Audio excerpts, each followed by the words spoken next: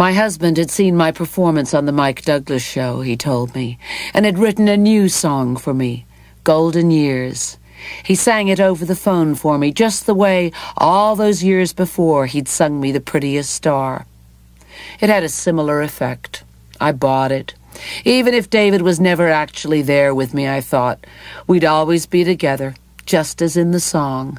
I had a very great need, you see, for things to feel all right. I didn't take any action then. I remained Mrs. Bowie and stayed at my post. Things were not just fine at all, though. They were, in fact, going to hell, literally. I found that out once again via a transatlantic telephone call. This time it was David on the other end, or at least the creature David had become, a friend-abusing, sense-mangling, money-bleeding, full-fledged vampire of velocity. Like coke addicts long before and after him, he'd learned to travel far and fast, to keep his mind spinning in tight little circles, even when standing perfectly still, to arrange an existence almost entirely devoid of daylight, to assume a world-view of utter paranoia. In his case, no great stretch, and to start slowly sucking the life out of everybody close to him. He was calling me from Los Angeles, only half a world away from Oakley Street, but from the way he sounded, he might just as well have been off in the emptiness of some awful cold black hole, out there in the timeless infinity far beyond the reach of warmth and earthly human feeling. He said he was with the devil, or more specifically, that he was about to be with the devil. He was in a house somewhere, he didn't know exactly where, except that it was in L.A., and 3 people, a warlock and 2 witches, were holding him for some terrible Satan-related reason he kept trying, very incoherently, to explain. He wanted to get away, he said, but he didn't have any money and he didn't know where he was, and anyway the witches wouldn't let him leave. He was talking in slurred, hushed tones, and hardly making sense, and was crazed with fear. He sounded really spooky. I'd heard David speaking from some pretty cold, strange places, both by telephone and in person, but this sounded different, worse than I'd heard before. I got scared and insisted that he give me the number where he was, telling him he couldn't keep it a secret the way he liked to. It's a measure of how frightened he was that he gave it to me before he hung up the phone, or someone hung up for him. Rattled, I called Los Angeles immediately, and much to my relief reached Michael Lipman, the new manager with whom David was rearranging his affairs. I should, I guess, relate to you the story of Michael's entrance on the scene and the sorry tale of David's ultimate disaffection with Tony DeFries, but not in detail. It's entirely too tedious. Essentially, David tired of having no access to his money, particularly since he needed such large amounts of it so frequently in cash without a paper trail. For his part, Tony tired, or so I gather, of the way David resented him, refused his advice, and behaved in the standard out-of-control addict fashion, which is to say, paranoid, compulsive, abusive, and irrational. Michael Lipman saw an opportunity opening in David's career and took it. But back in Los Angeles, where we left David, still detained by witches in an undisclosed location, me on the phone with Michael Lipman, giving him the telephone number David had given me. Since Michael was both on good terms with David and in the same city, I told him maybe he should call the number. Maybe he could get a better fix on the situation than I could. He agreed, and I hung up and waited. When he called me back, he too was worried.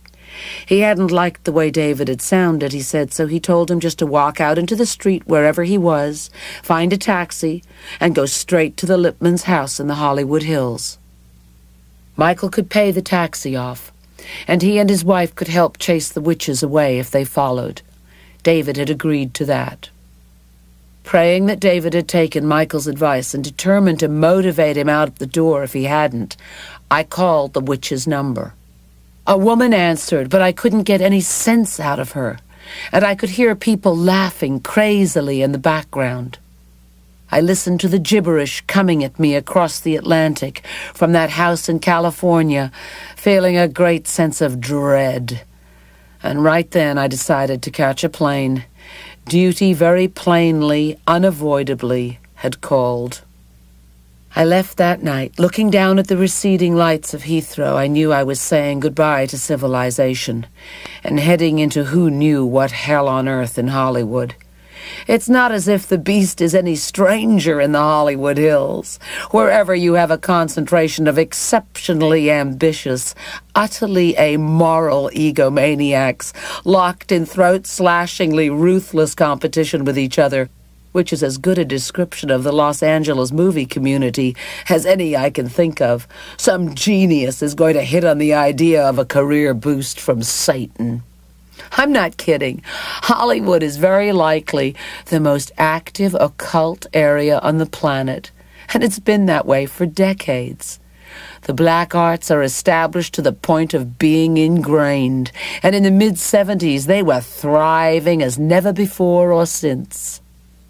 I knew that, so it wasn't any great surprise when transported intercontinentally to Michael and Nancy Lipman's house, I heard David's explanation of what went on between him and those witches, from whom he'd escaped just as Michael had advised, by walking out and hailing a cab. The deal, he said, was that those people wanted his semen. They wanted to hold him and cast a spell over him, again, I'm not kidding, so that he could inseminate one of the witches in a ritual ceremony on All Saints' Eve, and thereby bring an offspring of Satan into the world. Well, I thought, fancy that. The things a few grams of cocaine can do to inspire people. David's tale had lots of color and even greater grandiosity, but like most coke fantasies, it lacked any real spark, any true imagination. You watch Rosemary's Baby, then spend 2 days snorting 3-inch lines every 15 minutes in the company of some scumbag dealer and his coke horse, and presto! You're a poor little Mia Farrow and the big old power-procreating beast man rolled into one. An exceptionally interesting outing for the Lance of Love. Even in his paranoid fantasies, David was leading with his dick. I didn't know whether to laugh in his face or go cry in a corner. The idea of anyone thinking they'd actually have to force David Bowie to exercise Lance was pretty funny under any circumstances. On the other hand, the spiritual degradation demonstrated by his story was really sad. So I just straightened up and did my job. Angie would fix things, be the nurse and the cook and the voice of reason, make it all okay until next time. That was the way it went. Despite my unsuitability as a drugging companion, David found me very acceptable, even indispensable when too much got to be too much, and he started scaring himself. My first task, I perceived, was to get some food into him, the idea being that food might slow him down enough to consider the even better idea of sleep. I had to buy and prepare the food myself, though, since, so David explained, Michael and Nancy would try to poison him if given the chance. Having communicated that essential item, he went off to the guest room to do some more toot. I went off to the supermarket.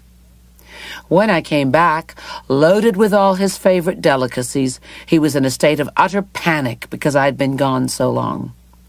I calmed him down a little, then put a foot wrong. Babe, I think it might be a good idea if you stopped doing the cocaine for a little while. You know how it takes your appetite away and you need to eat, so you might want to let up until you've eaten. Dumb mistake. Don't tell me what to do, he yelled. Don't you tell me what to do, and he went into his room, slamming the door. Sniffing noises ensued. As the afternoon wore on, he wouldn't come out of his room. Finally, after endless soothing talk from Michael and me, he opened the door. Very soon we wished he hadn't. The problem was straight across the hallway, on the wall of a room Michael and Nancy were using as a home office. A photograph of David and me taken in Paris in happier times, with him in a white suit and me in a white dress. David took one look at the photograph and freaked right out. He stood there, death-white, rigid and shaking, pointing at the picture, with a look of total horror on his face. And it got worse. The shaking intensified very quickly, and I began to lose it. It occurred to me, in a wave of sudden fear, that David was plunging into a cocaine-induced epileptic seizure, which could kill him. People die in such states, literally shaking themselves to death, snapping their heads back and forth so hard that they break their necks. It didn't get that far, though. With Michael, Nancy, and me in his face demanding to know what was going on, David was able to spit it out. In the photograph, he told us in his terror-stricken tremor, his arm encircling my waist was black. Well, so it was, or at least it was dark. And although there was no big deal to anyone else, it was a shadow, a quirk of exposure or printing. Whatever, who cared? To David, it was the kiss of death. In his scheme of things, the fact that his arm around my waist was black meant that the witches were going to kill me as a way of getting to him. It signified, moreover, that their thrall had penetrated into his immediate environment. So back into his room he ran, and the door slammed shut again. Creative solutions were called for now. If David couldn't save himself by making a transition to my rationale, then I had to adopt his. I had to jump into that nest of spooks and demons with him and deal with them on his terms. Fortunately, I had the means of doing that. In my address book was the telephone number of Wally Elmlark, a very respectable white witch whom David and I had met in London while she was working with Robert Fripp on some weird ESP album project. Wally was great. She really knew her stuff, and she even looked the part, very pale and gothic, with good gypsy Slavic cheekbones, and to my great good fortune, she was home to take my call. I explained the situation to her, and she gave me a prescription over the phone, the ritual scattering of household herbs, she said, together with certain readings from the Tibetan Book of the Dead, which David had kept handy since his Buddhist monk wannabe days, should temporarily restore a relatively even keel. The news that I had a plan from Wally was in itself comforting to David, and he began to calm down. He even agreed to eat, if, that is, I and only I touched his food. I went into the kitchen, prepared him a tray, and took it to his room. I didn't notice it at first. David had to point it out to me. On a nice, balmy Hollywood late afternoon, a storm was going on outside his window. Rain, thunder, lightning, the works.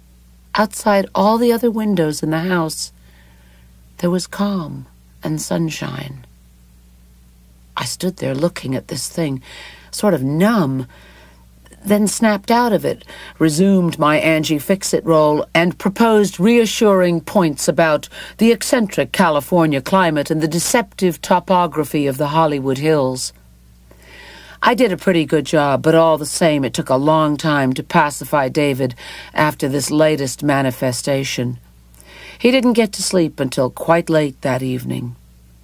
David finally began to break free from his satanic obsessions. It seemed as if we were to be spared further problems with demons, warlocks, and witches. At the same time, a threat already in place began really asserting itself. The awful Corinne Schwab fired up her campaign for exclusive rights to David Bowie, body and soul. My troubles with witches may have been over, but my troubles with bitches had only just begun.